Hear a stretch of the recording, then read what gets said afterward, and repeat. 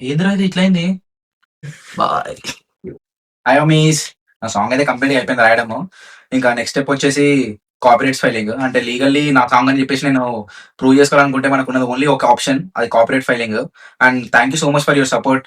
ఇంతవరకు నన్ను సపోర్ట్ చేస్తున్నారు. ప్రతి వీడియో నన్ను ఇంకా కామెంట్స్ అండ్ లైక్స్ గాని షేర్ చేయడం గాని really thank you so much.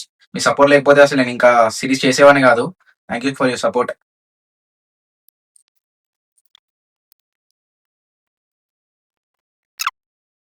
అరేయ్! ఏందిరా ఇది ఇట్లయింది? ఏమైందిరా?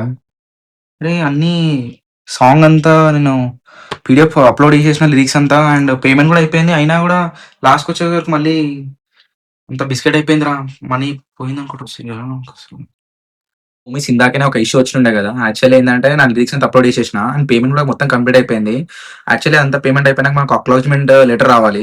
బట్ అది రాకుండా సర్వర్ అంతా క్రాష్ అయిపోయింది.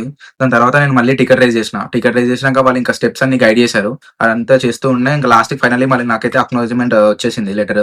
యాక్చువల్లీ ఇది ఎందుకు చేస్తున్నాను కాపీరైట్ ఫైలింగ్, నా సాంగ్ ఎవరైనా గాని కాపీ చేసినా గాని లిరిక్స్ గాని లేకపోతే లైక్ సాంగ్ చేసినా గాని ఎక్కడ చేసినా గాని మనం లీగల్ యాక్షన్ తీసుకోవచ్చు. సో దానికోసమని కాపీరైట్స్ మస్ట్ అండ్ షుడ్. మీకు కూడా కాపీరైట్స్ ఎలా ఫైల్ చేయాలని తెలుసుకోవాలనుకుంటే కామెంట్ సెక్షన్‌లో మెన్షన్ చేయండి. స్టెప్ బై స్టెప్ అసలు ఎలా చేయాలి అండ్ ప్రాసెస్ ఏంటి? ఎంత పేమెంట్ చేయాలి?